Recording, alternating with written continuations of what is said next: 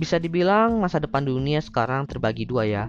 Yang satu fokusnya di dunia digital atau metaverse, dan yang satu lagi perkembangan teknologi yang mendukung berjalannya kehidupan di dunia nyata.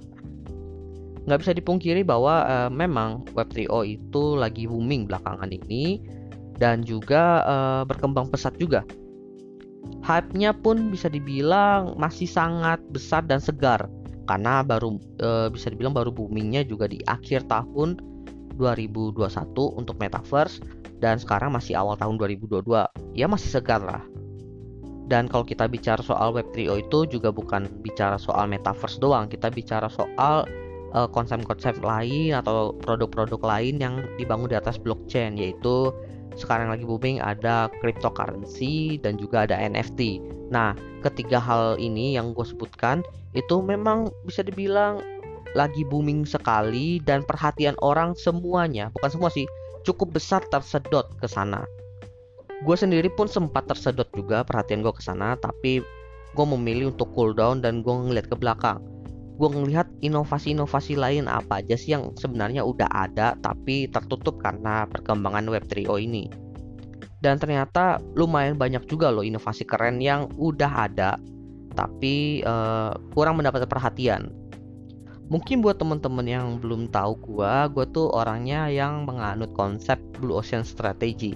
Artinya apa? Artinya gue itu biasanya bermain di zona-zona yang masih sepi gitu, bukan zona-zona yang berdarah-darah. Nah, dalam hal ini kita bisa bilang kondisi Web3 ini lagi berdarah-darah.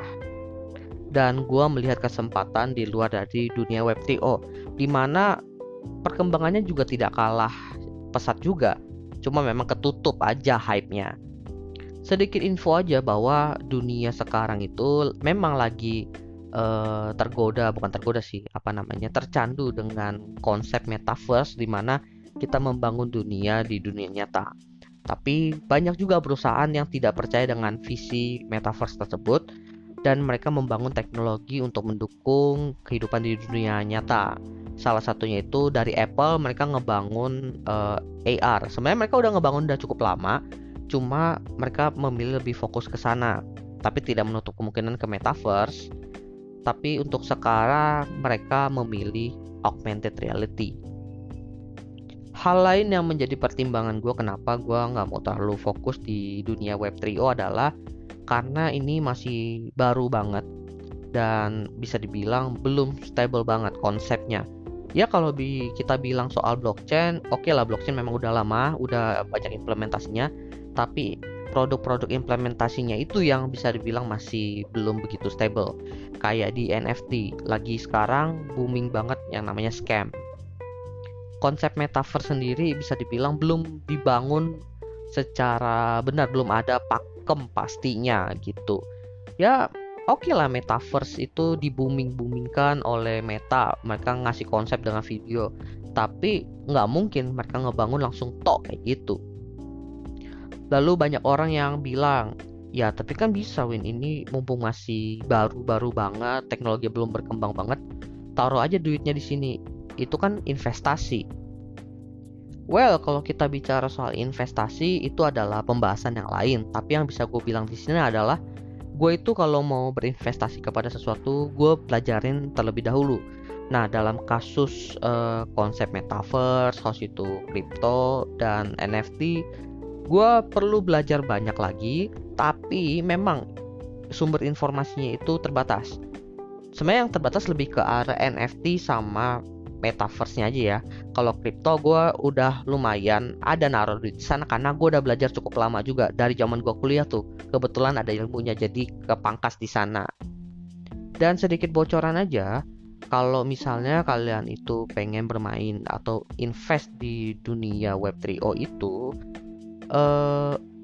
jangan perhatikan cuannya, tapi perhatikanlah fungsi dari produk yang kalian tanamkan itu.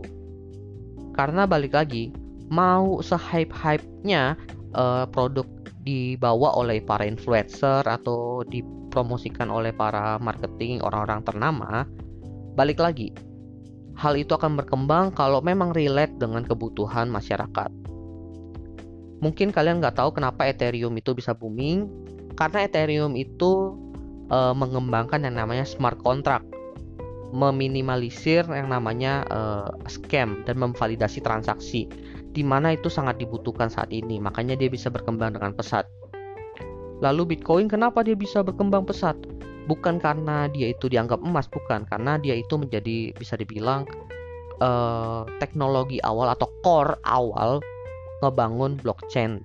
Makanya dia itu relate banget dengan blockchain saat ini dan harganya akan terus naik seperti itu. Ibarat ya dia itu kakeknya lah. Sedangkan untuk NFT saat ini memang NFT lagi booming, harganya juga lagi tinggi-tingginya dan implementnya lebih ke arah art ya saat ini. Tapi menurut gua itu fungsinya belum begitu oke, karena masih terlalu ke spekulan aja, terlalu banyak spekulasi di sana. Sedangkan NFT yang gue tahu yang menurut gue masih cukup worthy adalah ketika NFT itu diterapkan sebagai item di game, itu masih cukup make sense buat gue.